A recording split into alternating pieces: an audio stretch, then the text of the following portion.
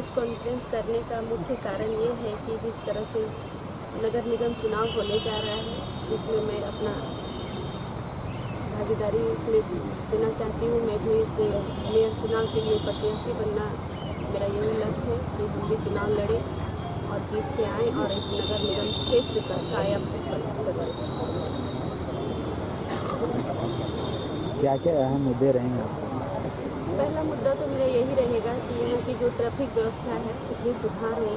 जो सिंदरी से लेके कतरास तक जो 4 लेन बना नहीं है, उसमें 4 लेन बने ताकि यहाँ के जनता को आने जाने में कोई परेशानी ना हो।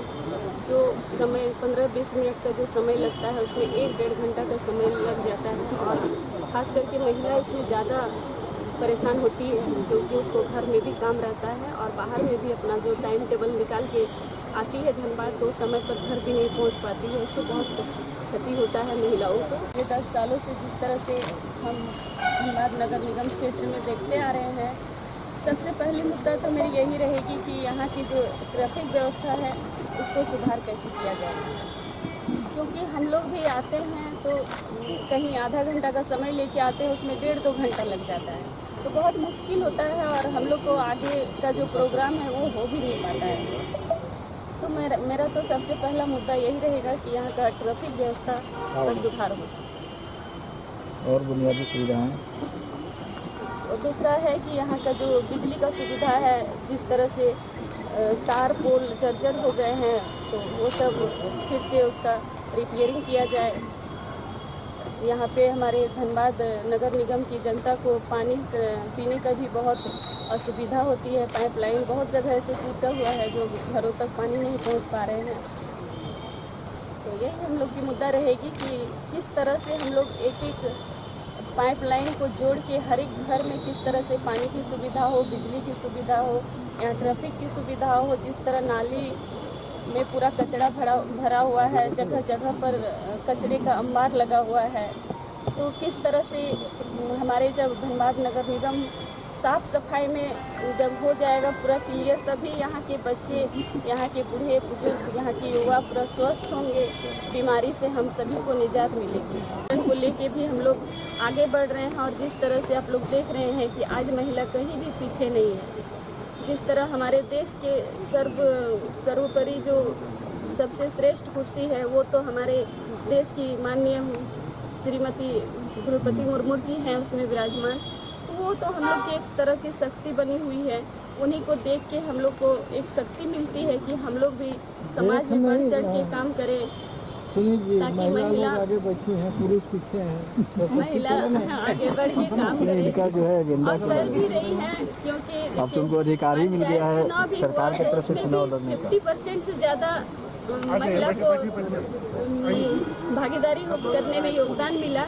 सरकार भी चाह रहे हैं, हमारे देश के प्रधानमंत्री हैं जो नारी के सम्मान के लिए बहुत ऐसे काम कर रहे हैं जो गिना नहीं जा सकता है।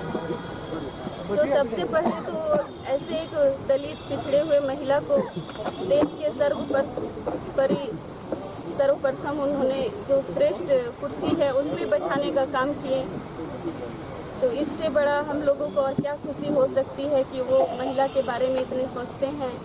माननीय प्रधानमंत्री जी एक ऐसे हम लोग का देश के एक ऐसे हीरा हैं जो सबसे पहले वो महिला का सम्मान सोचते हैं कि किस तरह महिला आगे बढ़े, किस तरह महिला कुछ काम करे, NGO के माध्यम से हो या छोटा छोटा कोई भी बहुत ऐसा काम निकला है जिसमें महिला अपनी भागीदारी दे रही है और कहीं भी पुरुष से कम नहीं है, हमेशा पुरुष के साथ कंधे से कंधा मिलाकर ही चल रही है। तब हमारे देश इतने प्रगति के रास्ते पे चल पड़ा है। ये तो सबकी अपनी अपनी बिल्कुल देश करने का ये है, सब स्वतंत्र हैं, लेकिन पार्टी से भी बात हो चुकी है, सबसे तो बात हुई है, सबका आशीर्वाद भी मिल रहा है, कहीं से तो अभी विरोध नहीं हुआ है।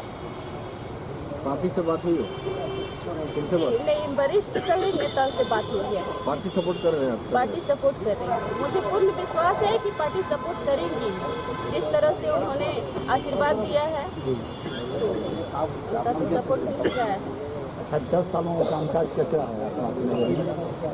देखिए, जब पहला मेयर चुनाव था तो इसमें भी हम अपना जो भागीदारी था हम किए थे, तो उसमें मेरा उम्र कम हो गया था। लेकिन उस दिन से लगातार हम जनता के बीच रहे हैं और मुझे बहुत इच्छा है समाज के बीच रहने की, समाज की सेवा करने की, क्योंकि जो इतने दिनों में अनुभव जो हम लोग को मिला है, तो वो सबसे बड़ी सोच है कि जनता का सेवा से बढ़ के, गरीब लोगों का सेवा से बढ़ के कोई पूजा पाठ नहीं है। अगर कोई पूजा पाठ करे या ना करे, अगर किसी गरीब को आप सहायता कर रहे हैं, किसी ऐसे व्यक्ति को आप कुछ उसका मदद कर पा रहे हैं, तो भगवान भी यही कहते हैं कि बस गरीब को मदद करो, गरीब की सेवा करो। तो हम लोग यही पूजा पाठ मानते हैं।